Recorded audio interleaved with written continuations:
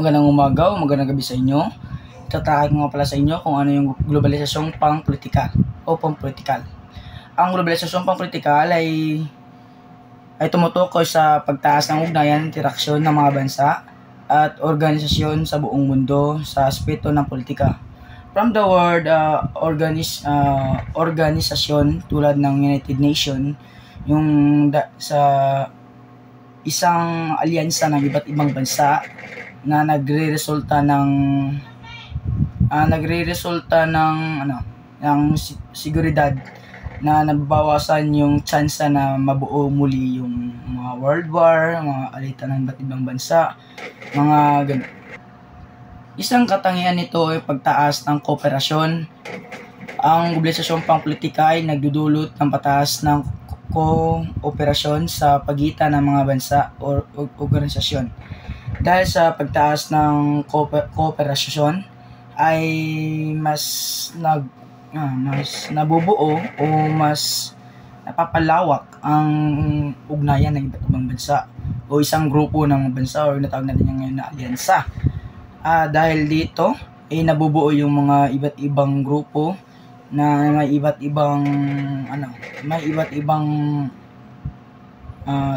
layunin para sa ating kaligtasan at sa ating kinabukasan at sa bagong henerasyon.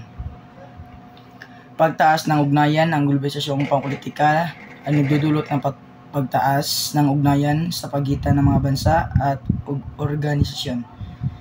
From the word na ugnayan, ito ay nabubuo dahil sa kalakalan. Alam naman natin na ito ay mas napapalawak o mas na-develop dahil sa magandang kalakalan at na resulta ito na magandang ugnayan at magandang relasyon sa iba't ibang bansa at bansa natin sa iba't ibang bansa na nagtutulot ng magandang ugnayan at magandang koneksyon nito at nagresulta ng yung mga charity, yung kapag tayo ay nabagyo o anumang sakuna na darating sa atin ay may mga bansa na handang tumulong sa atin anuman ang mangyari. Pangatlo ay pagtaas ng impluwensya. Ang globalisasyong pang-politika ay nagdudulot ng pagtaas ng impluwensya ng mga bansa at organisasyon sa buong mundo. Dahil nga sa nasabi ko kanina na magandang koneksyon at ugnayan, ito ay nagsasani ng impluwensya tulad ng mga paniniwala, iba't ibang pananaw sa bansa, iba't ibang pananaw sa iba't ibang aspeto at kagalingan sa pagkalakal sa yung mga teknolohiya nila at iba't iba mga other na may impluwensya tayo tulad dito sa atin, may impluwensya siguro tayo sa mga ibang lahi, siguro yung mga iba't ibang pananamit nila, lifestyle, mga ganun, mga trending. Mga epekto nito ay pagtaas ng pandaigdaigang pamahala. Ang globalisasyong pang-politika ay nagdudulot ng pagtaas ng pandaigdaigang pamahala ng mga institusyon tulad ng United Nations. Dahil nga sa magandang ugnayan ay nabuo yung United Nations. Ang isang hangarin nila is ma-reduce or maiwasan muli yung pagbuo ng gera, yung mga gera na nagsasani ng maraming pagkasawi at panibagong sakuna na nangyari sa atin. At ang United Nations sila ay nagbubuklod kung paano nila tutulungan yung iba't ibang bansa na naapektuhan ng mga kalamidad at iba't iba pa. Pangatlo, pagtaas ng kooperasyon sa seguridad. Ang globalisasyong pang-politika ay nagdudulot ng pagtaas ng kooperasyon sa seguridad sa pagitan ng mga bansa at organisasyon. From the word seguridad ay tulad ng mga United States, ng mga Amerikano, sila ay naglalagay ng mga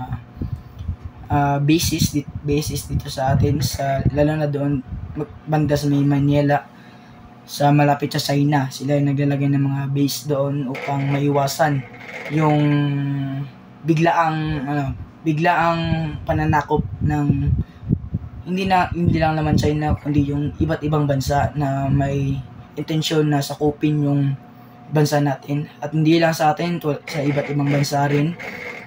Ang United States ay mayroon din mga base doon sa iba't ibang bansa na dahil dito, at ito ay nangyari dahil sa magandang ugnayan, at sa magandang ugnayan ito ay nabubuo dahil sa magandang ugnayan.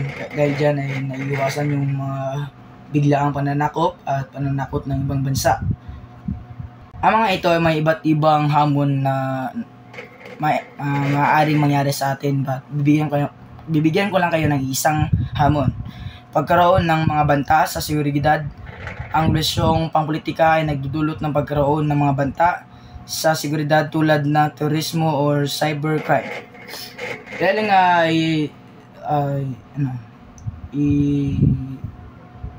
i-relate ko dito sa atin sa Pilipinas. Alam naman natin na China at United States ay may alitan. Kaya may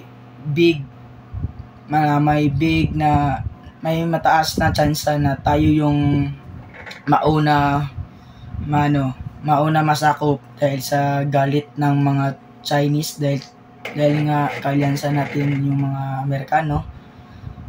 Mas may chance na unahin ng mga Chinese o mga taga-China yung bansang Pilipinas bago yung mga taga-Amerika.